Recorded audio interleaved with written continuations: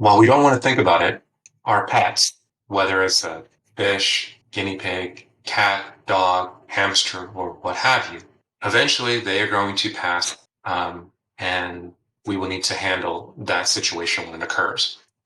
The difference, though, between a pet and a human is how a pet tends to go versus a human. A lot of times, or at least hopefully most of the time with humans, they pass something on their own accord, whether it's passing in their sleep or some type of incident outside of our own personal control. It doesn't always work like that. And for the most part, it doesn't with a pet. You see, pets or our fur babies or our fur kids or however you think about them, they're really not wired exactly like us. They don't show emotions or tell us that they're dying or what have you. They will try to hold on and also hide the fact of their passing or if they're sick or not. We have to interpret this and then determine on what we can or cannot do. There's lessons that I've had to learn recently as I had to recently put down my cat. And my sister has had to put down her animals and then work through those emotional challenges with her children. I can tell you that it's not an easy process. My cat, for example, had pancreatic lymphoma. I was told that the best course of action to do was potentially chemo or put him down right there on the spot. I couldn't do that. Emotionally, I was attached to him. He was with me for nearly 13 years at the time, and I couldn't lose my friend. And he seemed to be okay as long as I did certain things and went through certain procedures. But again, there's a lot of things that also come from a financial aspect too. Um, Not everybody can fork over, say, $1,000 or $3,000 or $5,000 for surgery.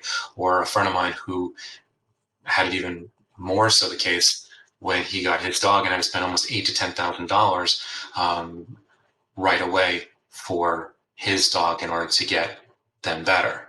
There's a cost for it that's a little bit different, and there's sometimes an emotional difference that occurs as well related to that. Sometimes it's better just to handle putting them down if the injury or the illness is too bad versus with a human where that is considered to be cruel and unusual to put someone down and potentially murder for putting someone down. With a pet, it's considered more humane to put them down if they're in pain or an injury and things are too hard to work through. So there's different dynamics that you need to morally and ethically need to work through during these time periods.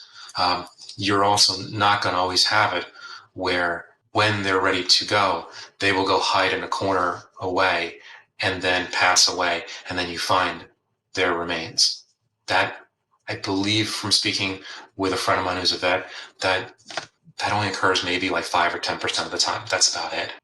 It therefore becomes your role as their friend, their owner, or however you call them, or their parent, or their pet parent, to look over them and determine when it might be time to euthanize.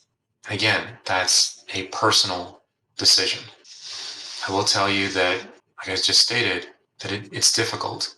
And I have a friend of mine who told me through the course of events that he had it where, he started seeing his pet have blood in their litter box, or they were coughing up blood, and then brought them to the vet, and then right then and there, they put them down.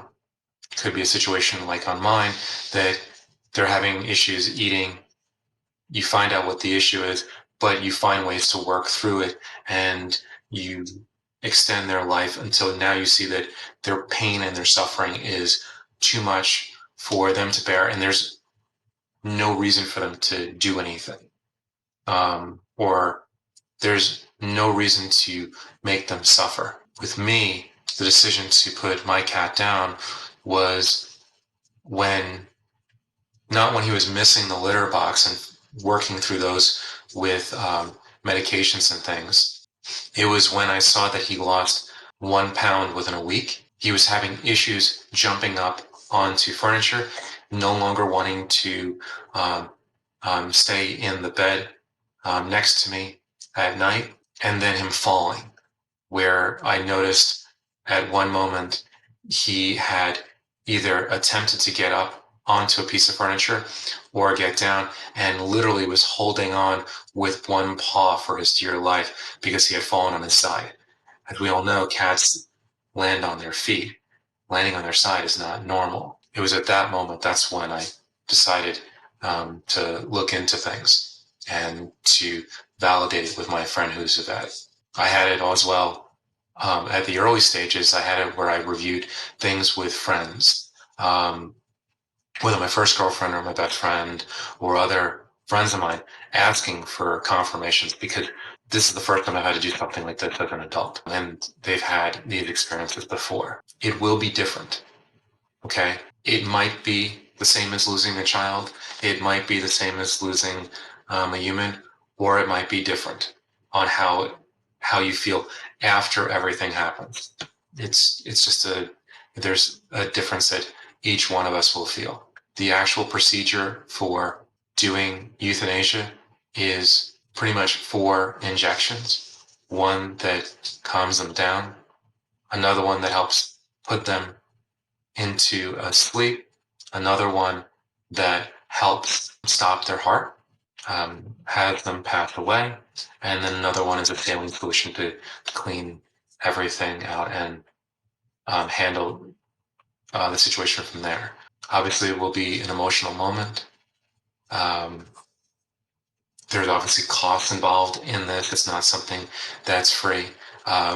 If it's a farm animal, for example, it might be one of those things that this might be one of those teaching lessons of sorts that it might go back to the old fashioned way of literally putting a bullet in their head, which I've had friends of mine that explained to me that they've had to do that as being in the agricultural business or having it where they lived on a farm when they were younger.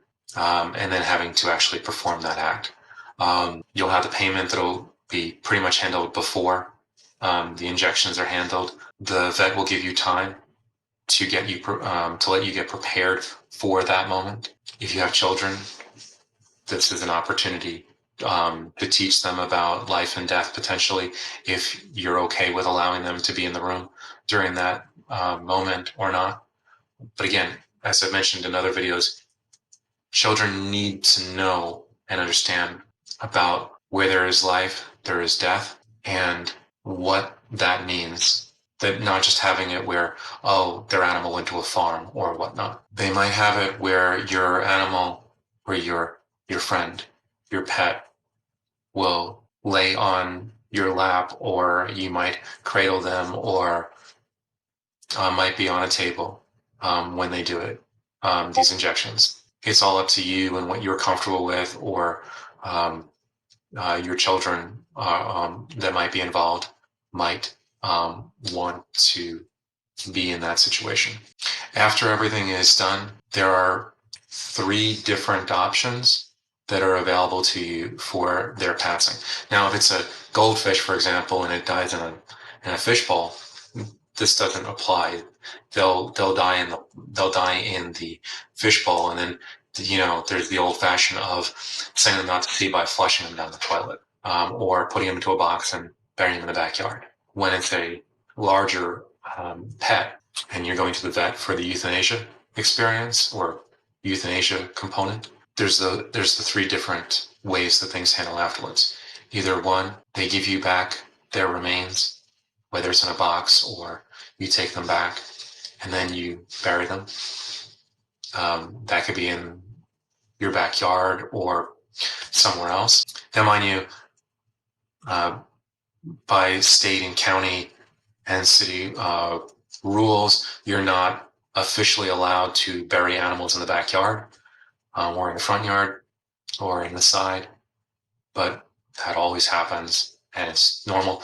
One of the things that is recommended if you are planning on burying their remains You don't have to go down 6 feet as the line goes for humans, but at least go down 3 feet so that they're buried deep enough that wild animals don't try digging them up and then having it where that shocker comes to mind for your deceased animal. The additional option is then paying for them to be cremated.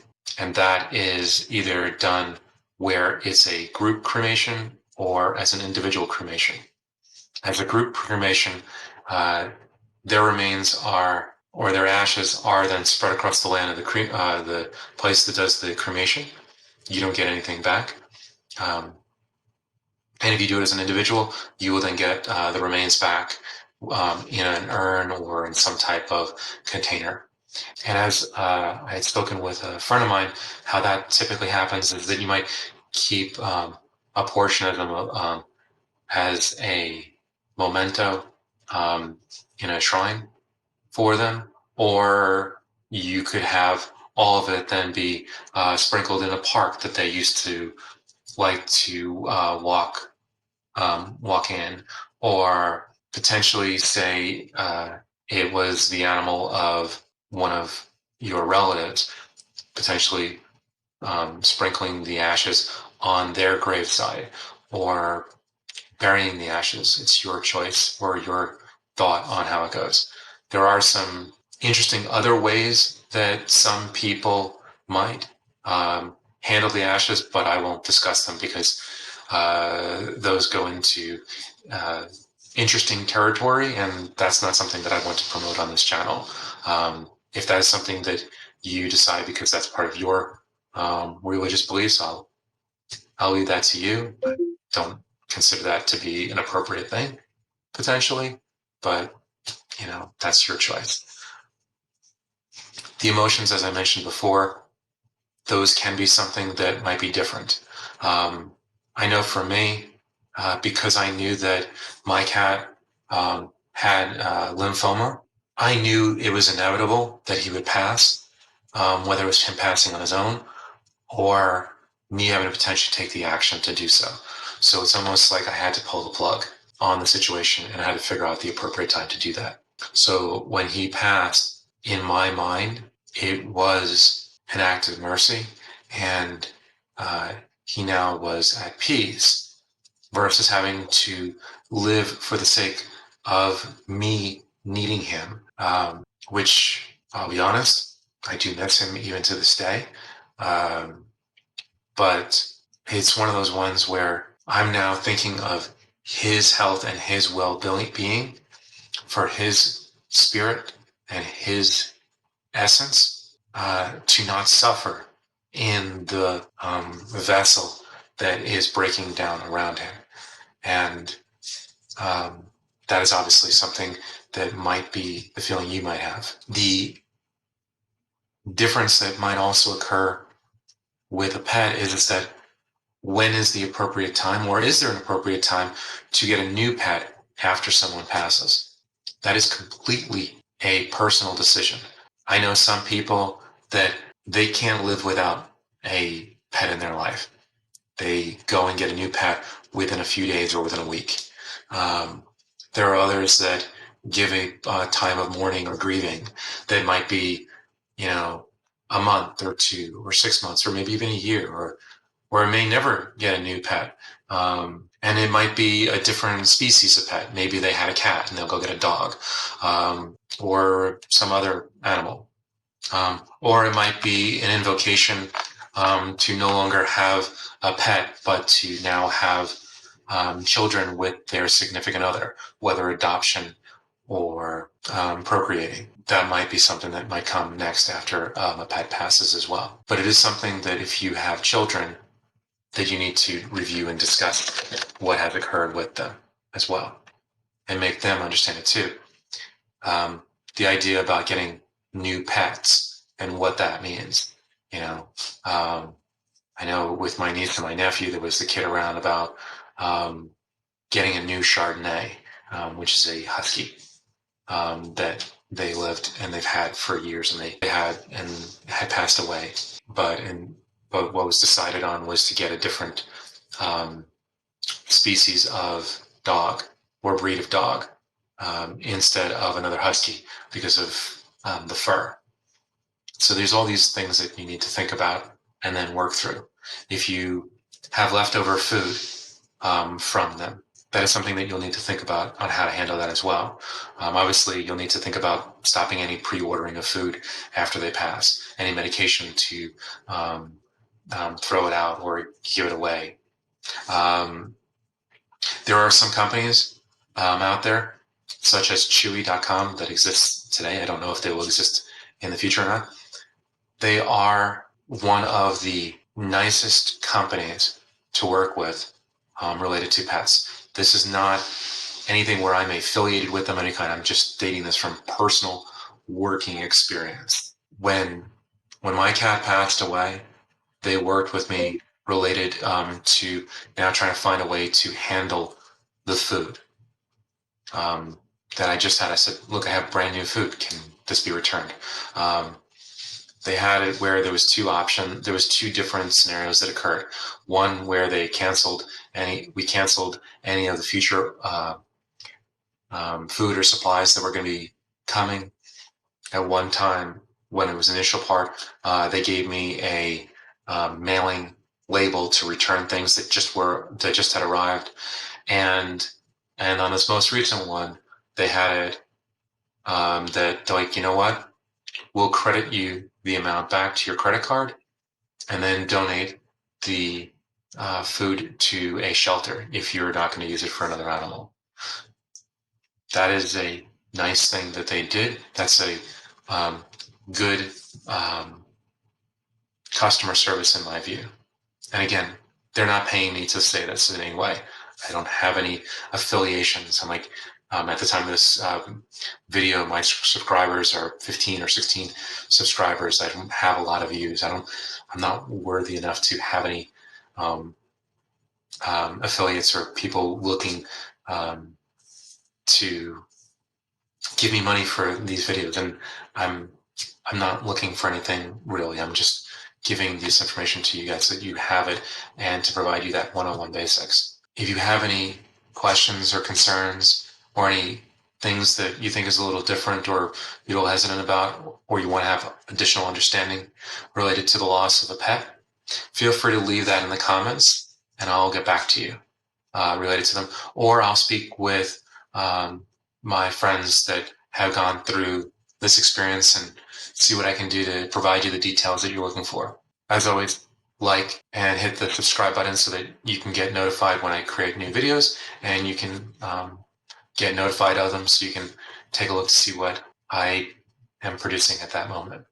Until then, I look forward to seeing you in the next video, and hopefully again, this information provided you with some nice insights. And if you found it useful and someone else can benefit, feel free to share it with them. Until then, thanks.